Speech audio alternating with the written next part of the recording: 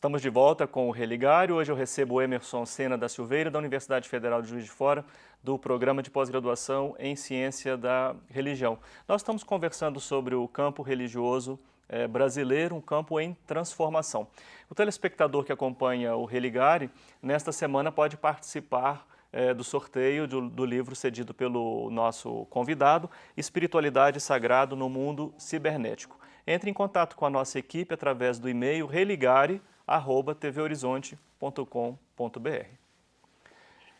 Emerson, um outro aspecto importante que você também mencionou é o crescimento do segmento evangélico neopentecostal. Quer dizer, os evangélicos, no seu conjunto, já correspondem hoje a 1/4 da população religiosa do país. O que você nos diz sobre esse contexto?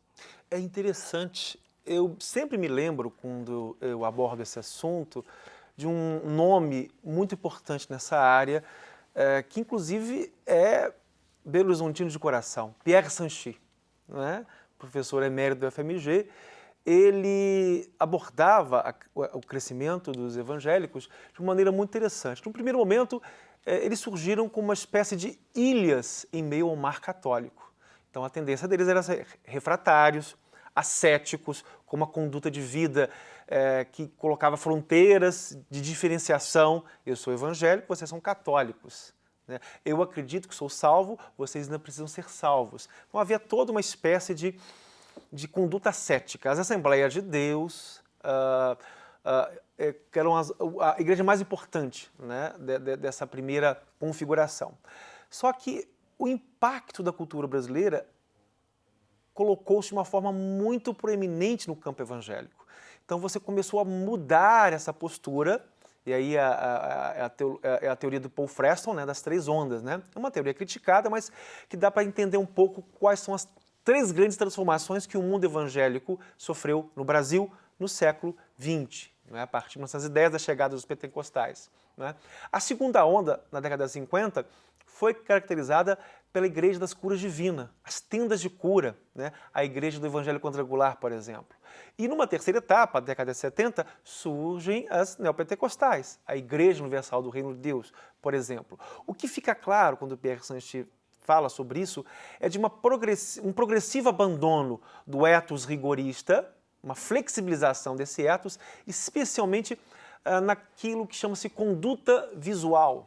Por exemplo, os códigos adotados para o corte de cabelo, quer dizer, não se cortava cabelo, né? A mulher usava o cabelo comprido, a tatuagem não era admitida. Não é? Hoje, as igrejas neopentecostais e pentecostais utilizam show, utilizam tatuagens, utilizam a internet, a TV. A própria Assembleia de Deus, na vertente do pastor Silas Malafaia, usa muito bem a TV, não é? Se mantém programa de TV, algo que não era muito comum ou até condenado pelas primeiras correntes pentecostais como algo que não devia. Então, o ethos evangélico sofreu uma mutação que, paradoxalmente, abriu o mundo evangélico para uma continuidade com o mundo católico. Por exemplo, a busca da cura, do milagre, da maravilha, o uso, por exemplo, da Igreja Universal, que a Igreja Universal faz da água, dos sinais, é muito semelhante aos sacramentais católicos. Né?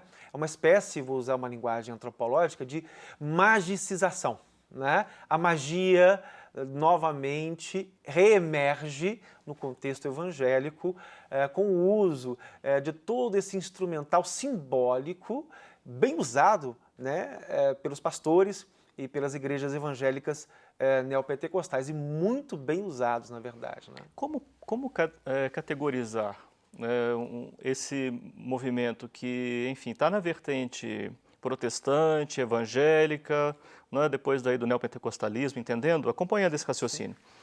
Hoje, né, identificando esse movimento, essa apropriação de um imaginário católico, popular, mas não apenas, também de matriz afro e indígena, onde colocar esse fenômeno? É uma grande pergunta, porque diante de fenômenos que desafiam as classificações, os estudiosos ficam em dúvida. Ficamos perdidos, né? Sim, e surgem polêmicas. Por exemplo, há uma corrente que classifica essas igrejas neopentecostais como pós-pentecostais. uma outra coisa. Já ouvi falar disso. Exatamente. Tem uma outra corrente de estudiosos que está criando uma categoria nova, são igrejas cristãs sincréticas, ou evangélicas sincréticas. Não é? É um fenômeno, por exemplo, que está surgindo, que são as igrejas reteté, ou igrejas sapatinho de fogo, ou igrejas dançantes. Tem vários nomes, né? Mas fale um pouco sobre isso, Emerson, Isso por é favor. muito interessante. Isso começou a surgir nas periferias das grandes cidades, Salvador, as grandes capitais, né? Salvador, São Paulo, Rio, BH, né? Mas também se espalhando por cidades médias. São pequenas igrejas de fundo de quintal, pequenas igrejas em bairros bem afastados, periféricos, trabalhadores. O perfil né, pessoas de cor negra, trabalhadoras, né, que ganham até 1, 2 salários mínimos, e com uma liturgia muito dançante, muito celebrativa. E a dança que eles fazem em alguma dessas igrejas, né, é uma dança muito próxima àquilo que são os pentecostais. Não é? Tanto é que atrai crítica dos evangélicos tradicionais, essas igrejas. O Edir Macedo criticou no seu blog essas igrejas, dizendo que elas não são igrejas inspiradas pelo Espírito Santo. Por quê? Das acusações sobre essas igrejas é que seriam uma espécie de macumba gospel. Por quê? Porque os membros dessas igrejas se vestem, por exemplo, com uma indumentária, uma camisa comprida, tipo uma batina branca, azul, roxa, não é? E eles começam a dançar, rodopiar, a cantar, né? E em algo próximo. Eu vou fazer uma analogia. Não quer dizer que essas igrejas estejam sendo contaminadas pelo mundo afro. Mas é um fenômeno que tem acontecido nessas igrejas e são lideradas por mulheres, é interessante. Tem uma pessoa muito famosa nesse ramo que chama-se Vanessa do Véu. É muito interessante o nome, né? Vanessa do Véu. Ela é uma cantora, uma pregadora evangélica. Ela se veste com véu mesmo, né? Como se fosse semelhante a uma irmã de caridade, né? E palestra, Mas evangélica, você entende como evangélica? Evangélica. A autonomeação é essa? Vanessa do Véu. Ela conduz chamados vigilhões. Vigilhões. O que são vigilhões? São as antigas vigílias que os pentecostais faziam, uma noite inteira. Mas agora com muito som, com muita música, muita guitarra e com música chamada reteté. Por que surgiu o nome reteté? Por causa da batida do pé no chão. Né? A batida do pé no chão, ritmada, levou a este nome, que remete um pouco às origens do pentecostalismo norte-americano, especialmente com William Seymour, não é? Que foi um pastor filho de ex-escravos que trouxe, por exemplo, essa celebração estática, o êxtase, né, de volta para o mundo evangélico, ou reinseriu o êxtase novamente. Sim. Para terminar a nossa conversa, eu gostaria de tratar de um tema que vocês abordam neste livro, né? Você e o Walter Avelar organizaram esta obra. Falar um pouco sobre o fenômeno dessa espiritualidade virtual, essa espiritualidade vivida no ciberespaço, né? É muito interessante, porque é uma espiritualidade que, ao mesmo tempo, não tem fronteiras, ao mesmo tempo, há uma tendência de procurar identidades nesse espaço. Há duas tendências nesse espaço virtual. A transmutação, por exemplo, dos catolicismos em catolicismos virtuais, a ideia de altares virtuais, velas virtuais. O próprio site do Padre Marcelo Rossi tem uma capela virtual, você pode acender uma vela de 7 dias, né, na intenção, cores específicas, mas você também tem sites institucionais que seguem um padrão mais estático. Por exemplo, o mundo conservador católico, a juventude conservadora católica, que a gente havia falado no bloco anterior, que possui uma postura de intolerância, isso é característica desses grupos, né?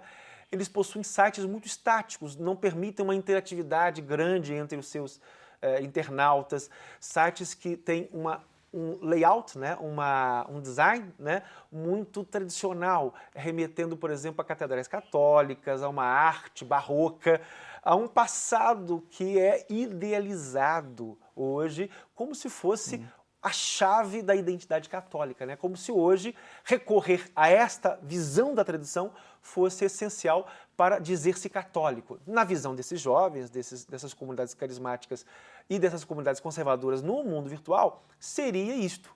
Mas sabe-se o quanto elas são refratárias a um diálogo, a uma aproximação, inclusive com outras vertentes católicas. Essas vertentes conservadoras, né, elas sempre têm um ou outro blog, post, condenando o catolicismo da libertação, condenando os evangélicos, condenando os afro-brasileiros. Até o Papa Francisco já havia em algum momento uma crítica como de distância. Os blogs conservadores fazem isso. Uma crítica, condenando um Papa comunista, um Papa marxista. Não, é uma crítica absolutamente improcedente, não procede esse tipo de coisa.